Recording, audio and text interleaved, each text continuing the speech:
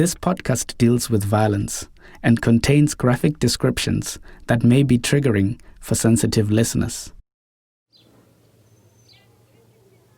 What am I looking for? Oh, I was going to check the battery life, which is good. It's September 2019, and we are at another spaza shop, 10 minutes from the Waka Waka shop, where we began this podcast. This is the shop where Siphiwe Mahori died. Yeah, so I'll just... Okay. All right. It used to be the Raso Spaza shop. Now, it is the Royal Supermarket. It used to be a dirty pinkish color. Now, it is a bright, cheerful yellow. It used to be the man the court documents call Abdihashi Sheikh Yusuf standing in the doorway, the man we have come to know as Yusuf. Now, it's Abdul. My name is Abdul. I live here in Snakepark since 2015. He greets and smiles to the clients walking through the door. Both grandmothers and children know him. I'm telling him now. What is it? No, I said he is coming to record our ceremony. I'm going to marry her. Oh, right. When is it? A friendly shopkeeper joking with his clients. A scene that could have played out anywhere in the world. Except this isn't anywhere. This is Snakepark. The people we are living here in Snakepark, 90% of the community are good community. They are good people. And while Abdul is joking with his customers, less than 500 meters away, two other Ethiopian shopkeepers are trying to salvage what they can after their shop was looted in a xenophobic attack. Even the fridges were taken and the shelves were ripped out of the wall. We try to show them that we are friends. When we treat them well, then they treat us well also. You are listening to One Night in Snakepark. I'm Elliot Moleva.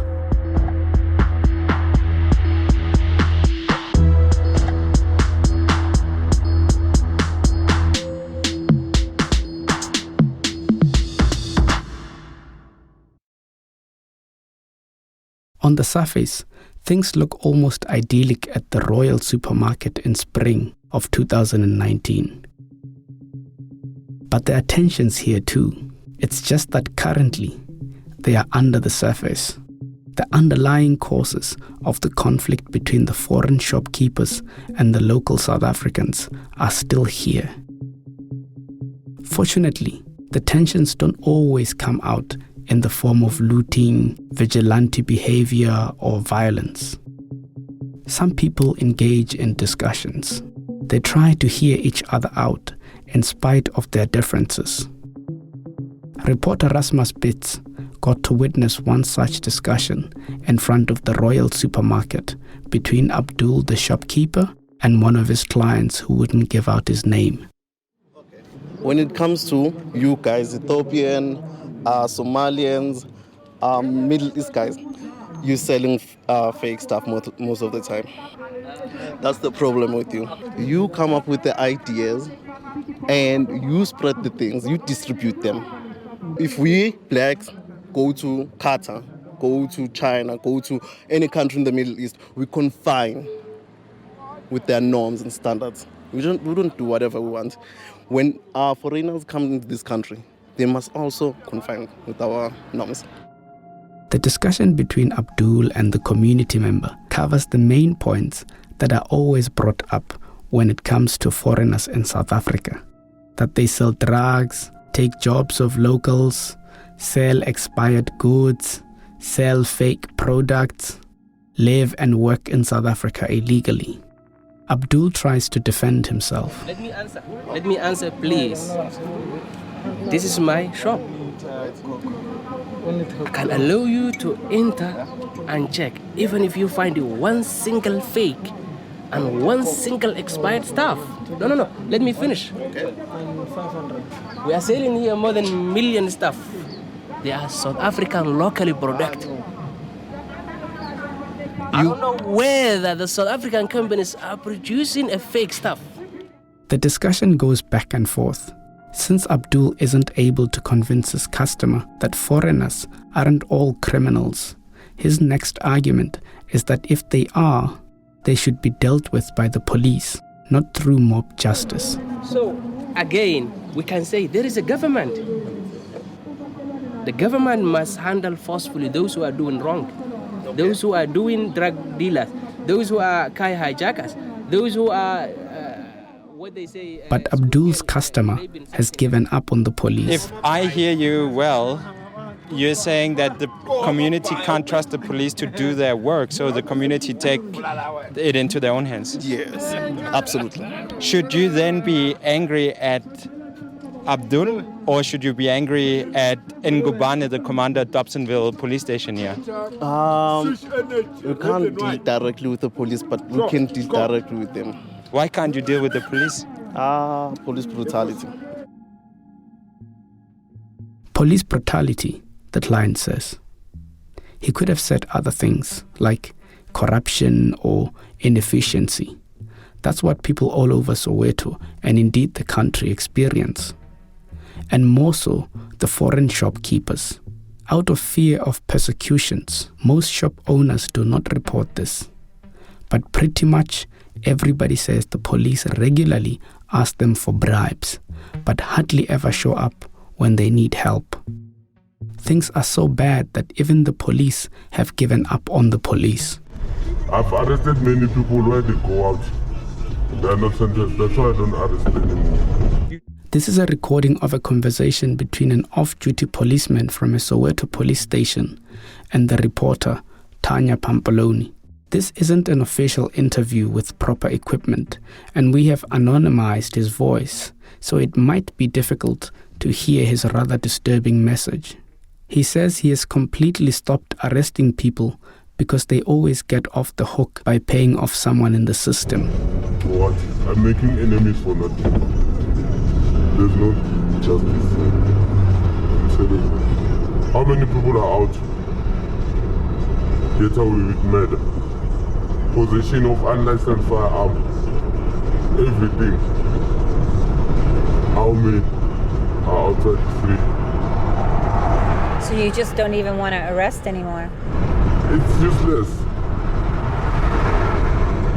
The criminal will just laugh at you. But is that do you feel like that your colleagues also think that? There's that negativity there in that thing. You know, it's not nice. On the night Siphiwe died, it was the same demoralized police force that were supposed to uphold law and order. Right in front of what is now Abdul's shop, Nombuyiselo had to leave her dying son in Norman's arms while she ran down the street, desperate to find an ambulance. Her frantic phone calls hadn't worked. The police didn't come. She had to run to find the police herself. The crowd surrounding the shop was angry. A foreigner inside had shot one of their own. A boy had been hit. They saw this as foreigners taking the law into their own hands and the police doing nothing. People in the crowd were fed up. Some perhaps wanted what was on the shelves of the shops. For some, looting felt like justice. But that is only one side of the story. There is another side too. Imagine what it must have been like on the other side of the metal door. To be inside this little square building with no windows and suddenly hear a commotion outside. A crowd gathering and all the terrible stories of attacks on immigrants suddenly running through your mind. According to the court transcripts, 2 Somali men were inside the shop that night. The documents reveal nothing of what they were talking about, but we know that at least one of them fired a gun through the metal door and killed Siphiwe. But who made the decision to shoot? Did they fire any warning shots? Did they shoot to kill, or were they just panicking? Was Siphiwe in front, leading the group, or was the bullet not intended for him? Abdul, the current owner of the shop, says he can't help. He wasn't there and he doesn't know what happened. Well, Thanks for your time, man. Thank you very much. Thank you. Thank you very much. Thank you very much. We are not going to find Yusuf in Snakepark. Understandably, he did not return, and if he wanted to, the community wouldn't have let him. Abdul also confirms what others have told us. The Somali community is very connected, but not necessarily to the rest of the South African society. For the unconnected, it's tricky to navigate the Somali networks, both off and online, not least because many Somalis use different names and aliases. For example, we've come across at least 3 different names used by Abdul, the friendly shopkeeper who says he has nothing to hide at all. Somalis don't seem to trust strangers who call them up on the phone either. So the only way to find the man who shot Siphiwe is to find him through the Somali community. And at the center of that is in Mayfair in Johannesburg. Before we leave, Abdul says that we must first speak to a man named Amir, known to others as Amir Sheikh. In Mayfair, he knows everyone, and everyone knows him. We know that this is true because we've already spoken to Amir. But so far, he hasn't gotten us any closer to Yusuf. Since we have had no success finding Yusuf with Amir Sheikh's help, we decide to try to locate him on our own. Through the court documents, we have the address he gave the police when he was arrested. And sure enough, it is in Mayfair, just above a flower shop. Yeah. Hello. How are you? Good. 2 shopkeepers don't want their names broadcast, but they don't mind talking. So, in a sense, we're looking for this guy that used to live here. We don't know if he lives here still, but it's like a few years ago. They've both been in Mayfair for years, and they remember the family of Yusuf. Because I saw her husband on TV, and I saw the lady, I said to her, you know, I saw your husband on TV. And he said to me, yes. She said to me, yes. Because that child who was shot in Soweto, that shop, it was my husband's cousin's shop. They were trying to get in, and they were ready for them, and they shot the child. And so, but they were living here in this block where you work? Yeah, they were living up here at the flats. The family of that one who shot that boy there. And they moved. They didn't even take long because I think the lady told their husband, you know, they saw you, that lady from the shop, she saw you on TV. Because I think they were scared, maybe I'm going to tell them they stay, one of the family stays here. I thought that. And you're also saying that you remember that family from upstairs. Why do you particularly remember the woman there? Because she was actually a very pleasant woman. She always greeted and always spoke to us. And if they had problems upstairs with the building or something, they would come down to me and ask me to just phone Tupa and ask Tupa to repair or do whatever needs to be done, yeah. The ladies at the florist were on good terms with the family, but they were also puzzled by their lifestyle. They don't like light. They put the curtains, even if they can come here, you see here, they put the dark curtains. Even the veranda, they don't mind to close the veranda with the card box. Because I don't know, maybe it's their culture, they like that. Maybe it's their culture, maybe they're scared. Because they always stay in the dark place where they come from, because it's always war there, you see. The ladies in the shop liked the family of Yusuf, but like many others, they are critical of foreigners in South Africa in general. But I think it's too much of foreign people it's too much of them, really. I'm not saying, I know we all blacks, we all Africans, but it's too much of them. In their countries, these things is not happening. It's very strict. And our place is so dirty. Johannesburg was not like this. You know, ask Margaret, our customers who were staying around here, they're moving. The only problem I've got against foreigners coming in here, they open businesses, but very few of them employ South African people. They will bring somebody across from their country to come and help them, but they don't employ South African people. They don't know where the family moved, but they suggest that we head across the railroad tracks to the central part of Mayfair, the part they call Little Mogadishu. And so last thing was, like, you were saying you thought that maybe that family had moved somewhere else nearby? Yes. Where is that? It's somewhere in Mayfair. What is that place where the Somalians move to when they move away from here? That side over there. Over the bridge, yeah. Near the station. It's only them. Yes. It's only them. Those shops is only Somali. Most is yeah. Near the Mayfair station.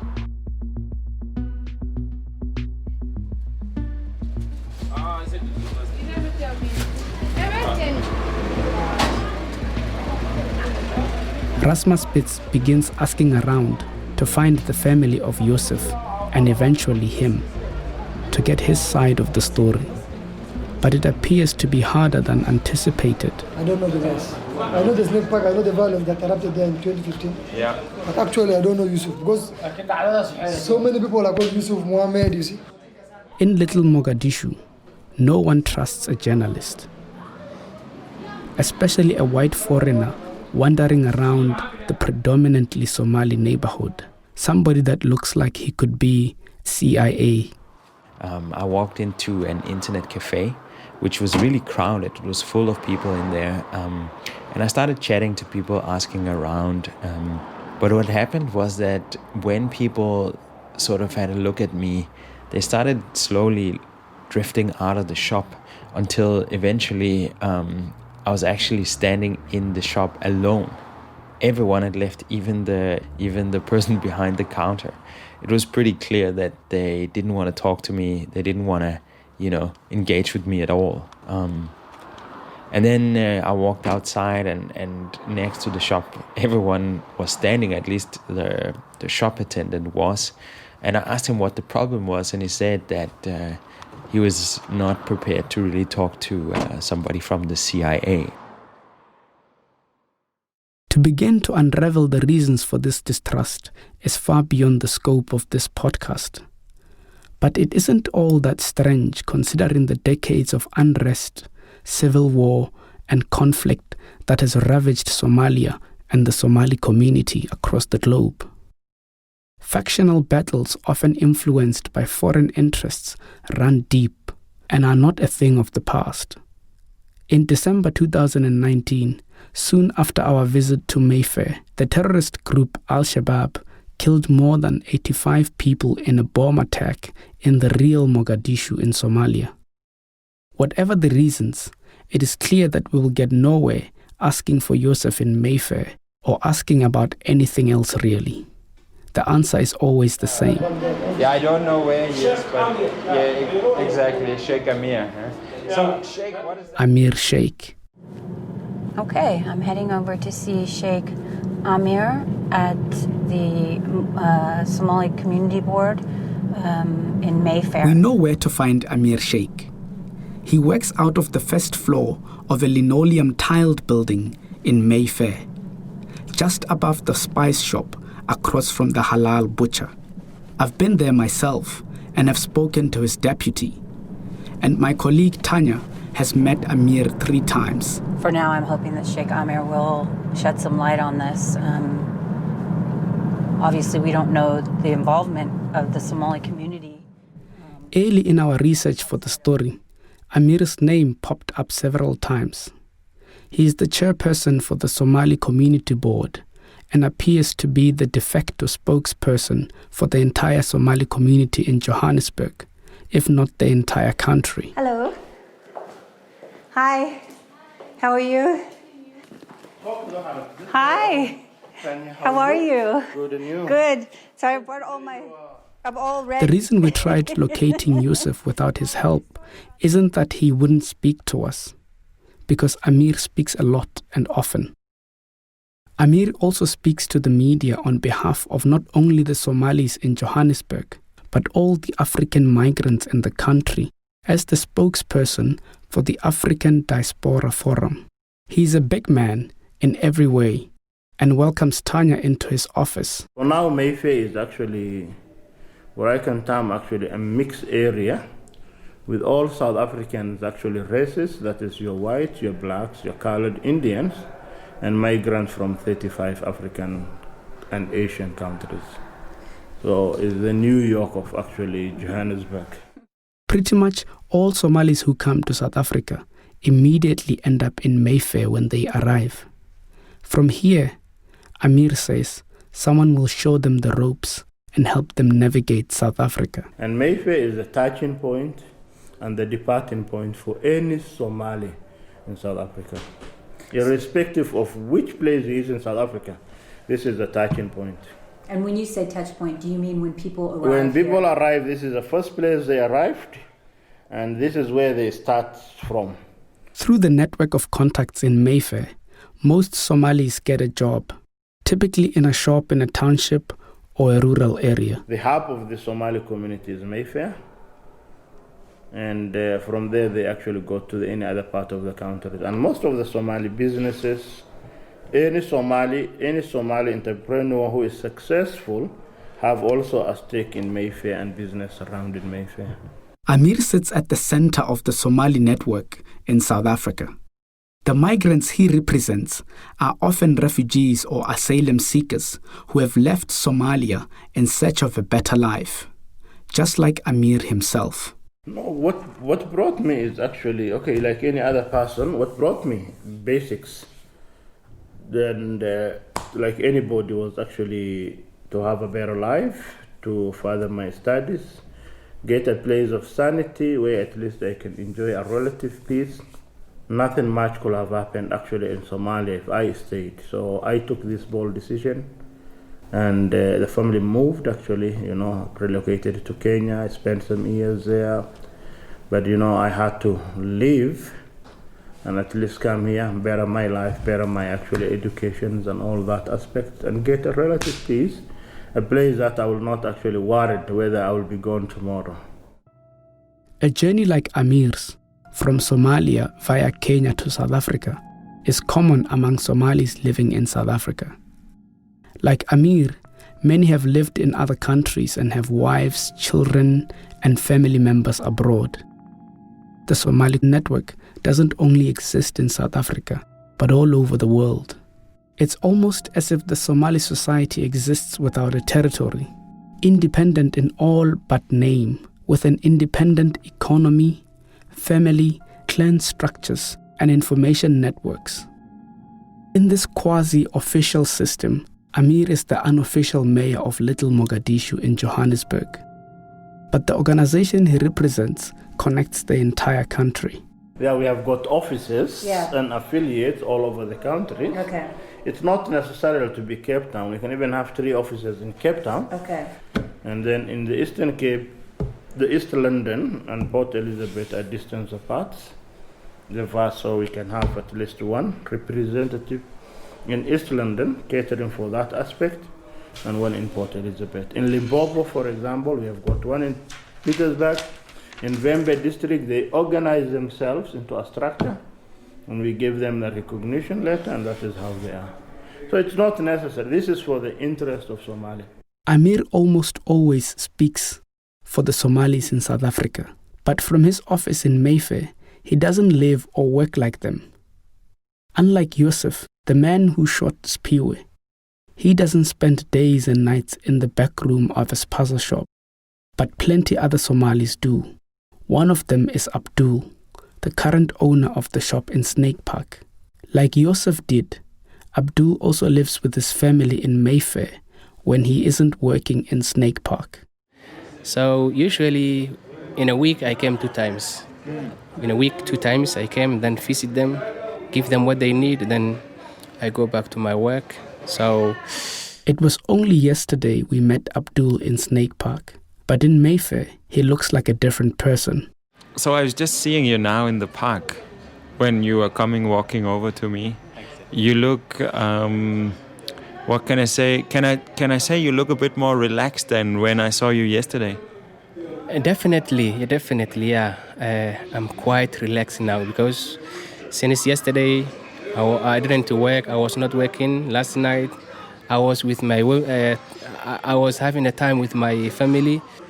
And you almost even look a bit, I don't know. I feel like when you look in the shop, you look more older even though you're not. Does it make sense to you? Maybe it's your authority there. To work a shop is very hard. So sometimes you offload a full truck, you help the customer, you pack the stuff. So most of the time you are wearing clothes that's definitely look like dusty and older. But when you are coming to town or somewhere, you have to make up. You have to look like a gentleman. Abdul is a different generation from Amir, and yet their stories are very similar. Abdul fled Mogadishu via Kenya during an Ethiopian intervention in the conflict between the Somali government and the Islamic militants. Getting out, he says, he first had to dodge Ethiopian grenades, followed by militia groups in the desert. It took me to arrive, I think it was 5 days from Mogadishu to Nairobi, because it was very difficult to cross the border. We were 5 that time, 5 guys. Then they hide us in a truck. In Nairobi, Abdul plugged into the Somali networks. His case was discussed, and in the end he decided, with his family's blessing, to head to South Africa, even though the journey would be dangerous. It was 50-50, whether I will reach in South Africa or whether I will die. As a refugee without documents, Abdul couldn't take a plane to Johannesburg.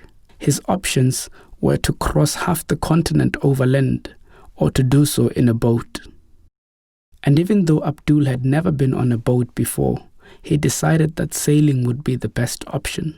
It's like a small boat that the immigrants who are going to European countries, those when they are live in Libya to Italy, something like that, but it's a little bit bigger. But Abdul hadn't been in the little boat for long before he began to regret his decision. It was very dark, very horrible. After 1 hour in our journey in the sea, a rain came. I remember it was a wooden boat. When the rain came, the engine failed to move the water out. Then we organized ourselves to do the water, whatever we can do. So to scoop the water out with like your hand or whatever bowl or cup you have? Or? The captain, I don't know, or those workers of that boat, they give us something like a bigger container, something that we can move the water. So it was very difficult. On the 7th day when we arrived the sea coast of Mozambique, I was not able to move because when I came down, the earth was shaking. Oh, it was because you gotten used to the movement of the sea. Exactly. After arriving on the coast of Mozambique, Abdul continued overland to the South African border, where he could eventually apply for asylum. After the first part of the journey, this felt pretty easy, and soon after, Abdul found himself in Mayfair.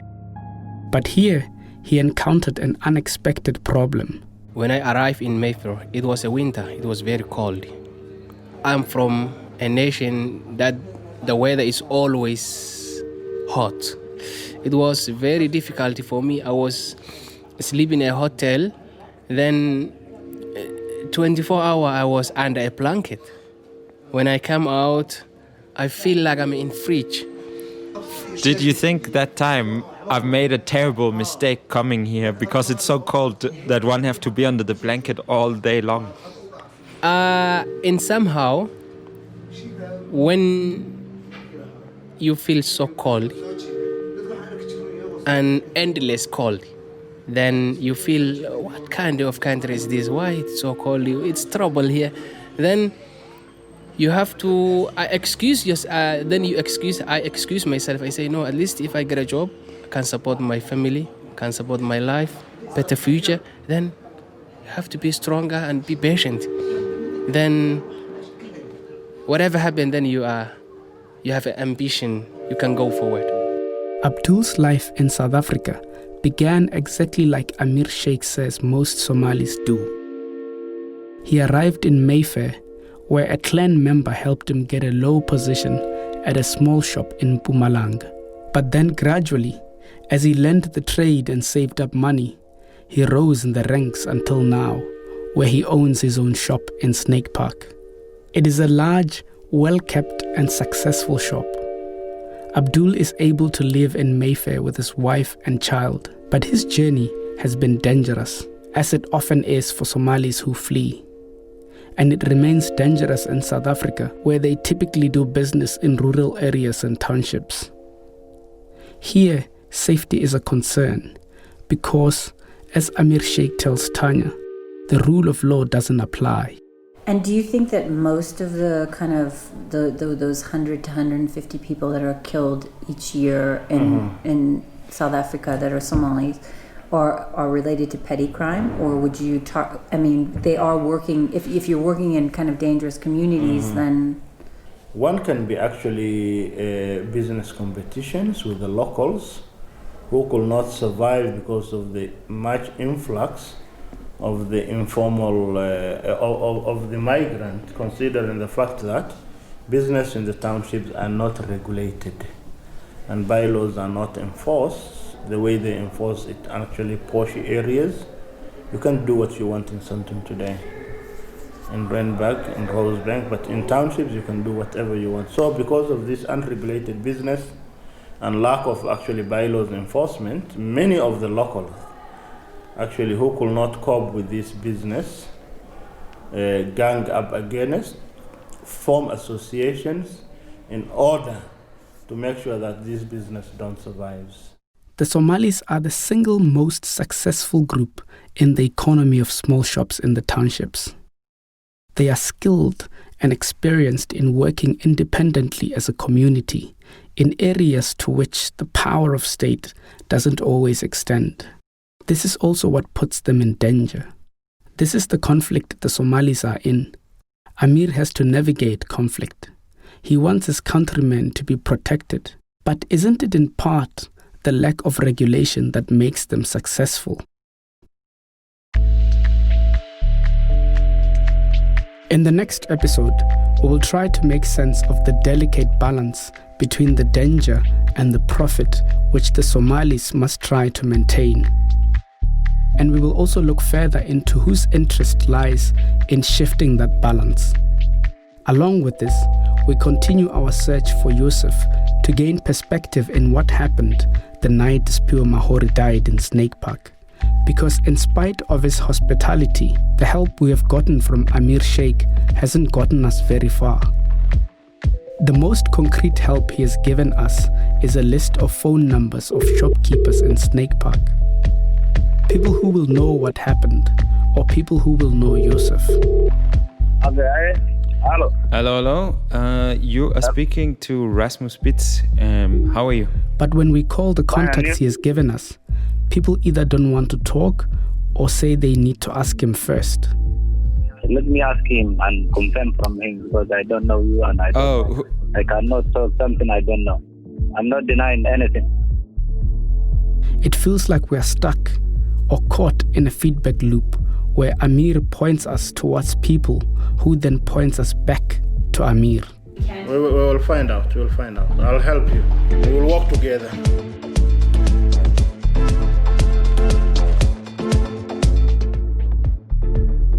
Next time on One Night in Snakepark. So you're like in Mexico, it's either you join them or you suffer. So it's better to join and assume like, okay, because you're safe paying 500 than losing 50,000, being robbed every single weekend. Right. Reporting for this podcast by Tanya Pampaloni, Elliot Moleba, Neora Khajani, and Rasmus Spitz. Additional reporting by Paul McNally, and recording assistance by Andreas Hammer Holmefield. Original score by John Batman. Editing by Rasmus Spitz. Tanya Pampaloni is executive producer. JD Ramalapa is the editor-in-chief of Sound Africa.